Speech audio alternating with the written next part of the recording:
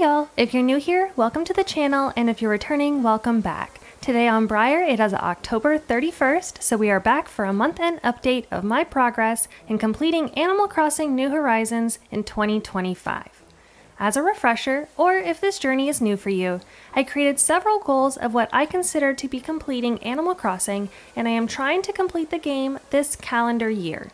My goals include completing the museum, completing all Nook Mile achievements that are possible to complete in 1 year, collecting, cooking, and crafting all DIY recipes, collecting all reactions, KK albums, and gyroids, having a fully decorated island, and only my dreamies living on the island, which are Rosie, Sally, Deirdre, Blair, Bee, Bones, Rudy, Weber, Lopez, and Fang. So this month I have been a little busy on another Animal Crossing challenge, which was a 30-day spooky island. I know it's November by the time you guys are watching this, so spooky season is technically over, but if you missed it and would like to check it out, I'll have that playlist linked in the description below. Because of that challenge though, I wasn't able to record anything during the month on Briar.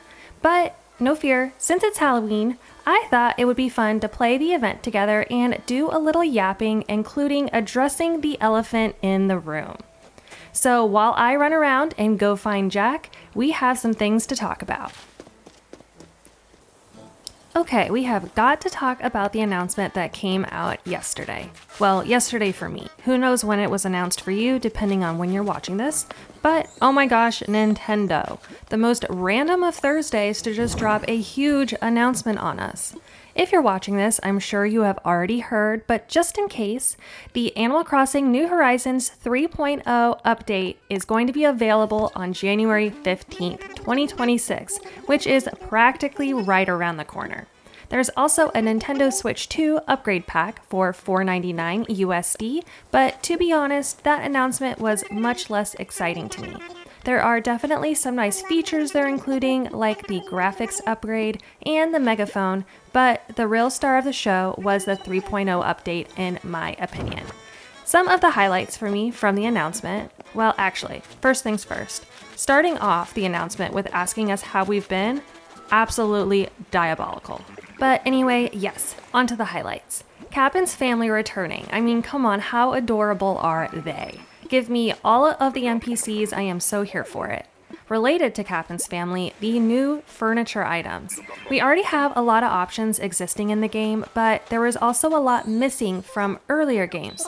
So I will take any and all new furniture items they are willing to give us. I am so excited to work on collecting new items, the new currency system, the pampas grass and the planters, just everything they showed in the announcement, and incorporate these new items into my existing builds.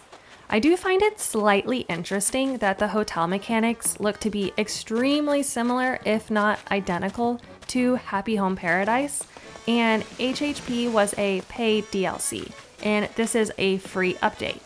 So regardless, it's new content, I'm gonna eat it up anyway, but it was just a little bit of an interesting business decision to me. Second highlight, the Slumber Islands. I feel like this is such an incredible game changer, and Nintendo has clearly watched all of us resetting our islands countless of times to do different themes, and this just eliminates having to do that. I mean, we're gonna have 3 extra islands that are basically sandbox mode, and we can manipulate them for however we want. The fact that they're coming in different sizes, that you can change the time of the day and even the weather, these are just small little aspects of the game overall, but the creative freedom that this allows is amazing. I am just going to scream and freak out when I can build a tiny little island. I cannot wait. Then last highlight, which I'm kind of cheating because I'm gonna lump 2 in here, but I tried to make myself pick 3 and it was impossible. But bulk crafting. Bulk crafting, y'all, and even better than bulk crafting, the ability to craft things with materials from storage. They didn't address this in the video announcement, but it is in their blog post, so if you haven't read that, make sure to check it out. That is truly like the most amazing of quality of life improvements. I do a lot of crafting on this island, as I'm sure y'all are aware, and not having to take things out of my storage all the time is going to be such a nice change. Somewhat related to that is the ability to store trees, bushes, and flowers. I feel most strongly about the flowers because I hate how they're always cluttering up the beach. But I also want to keep them because what if I need them for a crafting recipe or to decorate later down the road, but also mostly just because I'm a hoarder in games, and this just eliminates that dilemma altogether. So those were just a couple of my favorite parts of the announcements, but I would love to know what were some of y'all's favorite part. Are you guys excited? Are any of you maybe disappointed? I know a lot of us, myself included, were really hoping for a new game announcement sometime in the near future. Now with the 3.0 update, unfortunately, I do think we're going to be waiting quite a while, but at least in the meantime, there is something new and exciting to rejuvenate the community. Are any of you going to be resetting your islands to experience the new update from scratch, or are you just going to jump right on in on your existing or maybe some of your forever islands? I think my current plan is to experience the new content here on Briar first and take all of that gameplay pretty slowly since this is my no time traveling forever island and I just want the new content to last as long as possible. But I also do want to experience the content from scratch on a new island. So who knows? Maybe we'll be starting a new adventure on January 15th together. Hint, hint, nudge, nudge. But with all of that being said, what does this mean for this current challenge? My mission of completing Animal Crossing New Horizons in 2025. Well, I think it both changes everything and also kind of nothing at the same time, which I know makes zero sense, but let me explain what I mean. I decided to do this challenge because I wanted a reason to play Animal Crossing every day again, and I was part of the delusional group that actually believed we may get a new game in 2026. While I definitely missed a couple days, or more than a couple, throughout the year, this is probably the most I've played Animal Crossing over the course of the year since 2021. And 2021 and 2020, this game was basically my lifeline. I've found it so fun logging into the game on a more frequent basis and having a renewed purpose on my island rather than just running around and wondering what to do. That will certainly not be changing, especially with the new update. I have a feeling I'm going to be playing even more next year to experience all of the new content. Playing on a more regular basis was sort of an unofficial goal of mine though, so what about my actual goals? While the year isn't over yet, and I still have 2 months to go, I do think I'm going to be able to complete a large portion of what I set out to do. But just being realistic with myself, I don't think I'll be achieving all of my goals. Don't worry, I'm not giving up just yet, and I'm going to try to push through and get as far as I possibly can. But this update does give me a little bit of grace in the sense that I'm no longer rushing to finish the game before the next one comes out. For instance, some of those Nook Mile achievements that are actually impossible to complete in 1 year, like the KK Slider concerts, I now, most likely, we don't know when the next one will come, but most likely have the time to complete those before the next game arrives.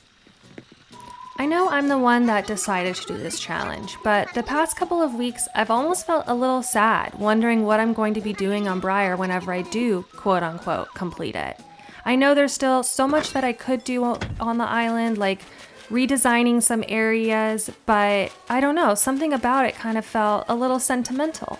And I do have the tendency to get ahead of myself since, like I mentioned earlier, I'm still quite a ways off of actually completing it, so there's really no need to start getting emotional now. But thankfully, now with the new update announcement, there's even less of a reason to lament finishing Briar, because there's still so much more to experience and to play headed our way next year, and I just can't wait to do that with all of y'all. So wow, okay, I think that's the longest I've just yapped in one of these videos so far. I am sorry, I know that was super long-winded. I think I'm still coming off of the emotional high from the announcement yesterday and just didn't know what to do with all of my feelings. So thank y'all for attending my TED Talk. And now we can move on to our regularly scheduled programming with some other October month updates. This month, I caught and donated a spiny lobster, officially completing the sea creature portion of the Critterpedia. Red was also kinder to me this month. I was able to purchase and donate the Serene painting and the Dynamic painting. This month, I received the Nook Mile achievements for catching all sea creatures, crafting over 1,000 tools, cooking over 300 items, remodeling my house for the 5th time, spending over 5 million bells, attending 30 KK Slider concerts, and playing on Briar for over 300 days. I also got the last 2 reactions I needed this month, Inspiration and Flourish. As a refresher, here was my status on each of my goals as of the beginning of the month, and here is how all that progress translated. I feel like 1% on museum progress is just insulting, honestly, but I guess it's at least still progress anyway. We're down to only 7 more art pieces, so definitely getting there. The Nook Mile achievements are challenging, I won't lie. Everything that is left are the long-term goals like catching 5,000 fish and crafting 3,000 tools and those sorts of high thresholds. I'm thinking of maybe posting some long play content of me just grinding through these goals for the last couple of months. I'll be doing it anyway, so might as well record while I'm doing it, and then we can hang out together and work on our islands. DIYs are slowly but surely getting closer. I have almost all of the food DIYs just waiting for Turkey Day, so that's exciting. And it's really just down to the crafting recipes and relying on RNG. It is super exciting to see that 3 goals are officially complete since I got the last 2 reactions this month. But it's a little less exciting when you go down and see the bottom 2 goals of Dreamy Villagers and having a fully decorated island. Especially since I find it really hard to decorate once the snow comes, and that'll be here before I know it. But as I mentioned during my rant earlier in the video, I'm just going to focus on what I'm able to do for the rest of the year and hopefully get a little bit closer to achieving my goals. And that is a wrap on October. If you enjoyed the video and want to see more, please give it a like and subscribe to the channel, and I'll see y'all in November. Bye! Now it's time to go get this body paint off.